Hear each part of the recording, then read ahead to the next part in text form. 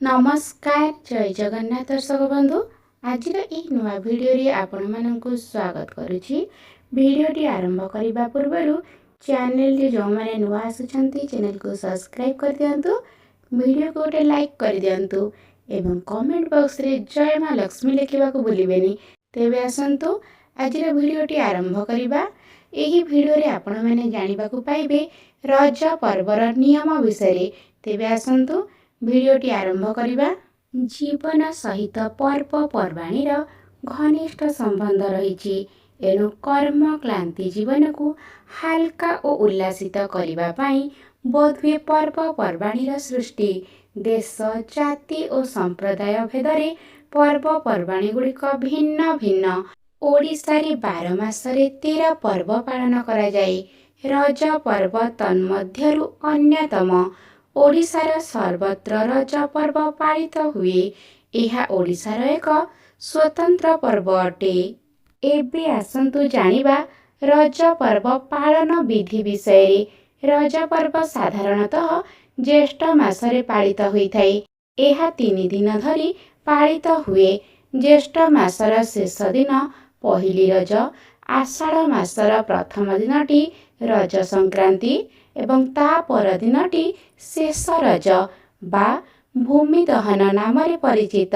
प्रथम रजर पूर्व दिन को सजबाज कहुए। एही पर्वरे कृषक माने 3 दिन धरी विश्राम नेबा सहित कुमारी कन्या और नव विवाहिता बहु माने नव वस्त्र परिधान पूर्वक खुशी आनंदरे माती उठंती।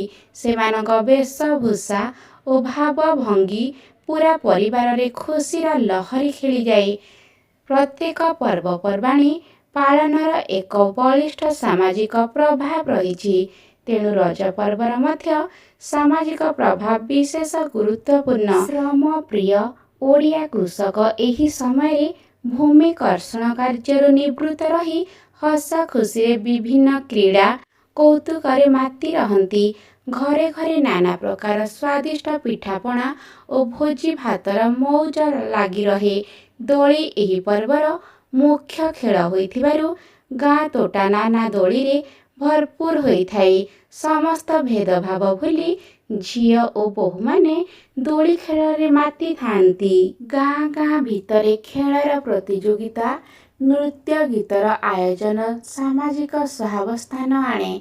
रज संक्रांति परदिन को भूमि दहन बा भूमिदाह कहा जाए। एही दिन भूमि कर्षण करा जाए नहीं। चतुर्थ दिन को बसुमती स्नान बा ठाकुराणी बुड़ बोली कहा जाए। एही पर्व कृषक कर्तव्यर प्रेरणा देइथाई। एही पर्व 3 दिन धरी खूब धूमधाम रे पालन करा जाए। एहा द्वारा परस्पर मध्यरे एकता, बंधुता और सहयोगर उन्नति होइथाई। रज पर्व एक सामाजिक जीवन को सरस और मधुमय करबा पाई रज पर्वर गुरुत्व रहिछि। रजरे ओडिया घर मानकरे विभिन्न प्रकार पिठा पणा मिठा इत्यादि प्रस्तुत होई एही पर्व को पालन करा जाइथाय। खास करी पोड़ पिठा, इडली पिठा, चकुली पिठा इत्यादि करी रजर मजा नहीं थांती। झिया माने एवं नुआ बाहा होइथिबा बहु माने रजरे किछि काम करि न थांती।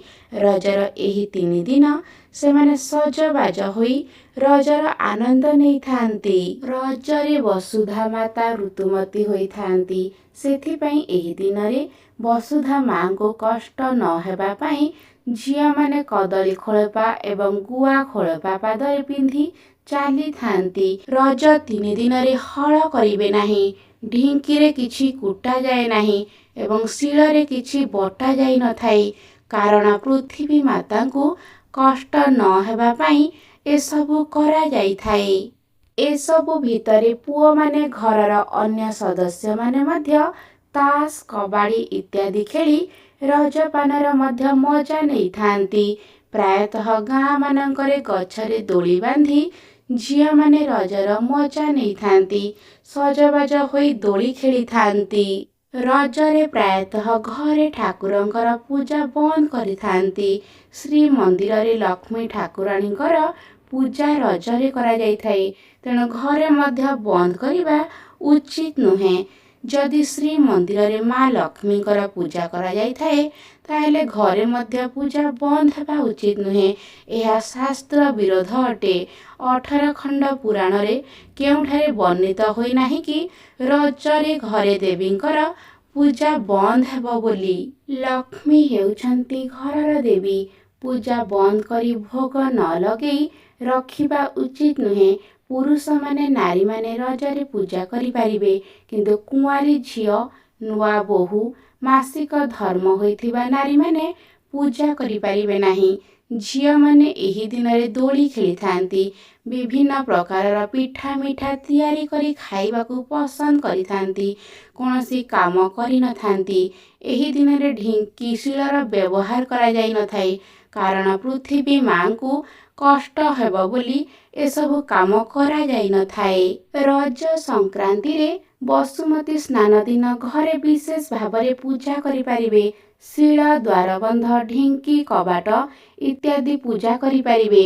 ବସୁମତୀ ସ୍ନାନ ଦିନ ବୟସ୍କ ମହିଳାମାନେ ଶିଳକୁ ବସୁଧା ମାତାଙ୍କୁ ହଳଦୀ ପାଣିରେ ବିଶେଷ ଭାବରେ ସ୍ନାନ କରାଇଥାନ୍ତି ଏବଂ ବସୁମତୀ ସ୍ନାନ ଦିନ ବର୍ଷା ମଧ୍ୟ ହୋଇଥାଏ।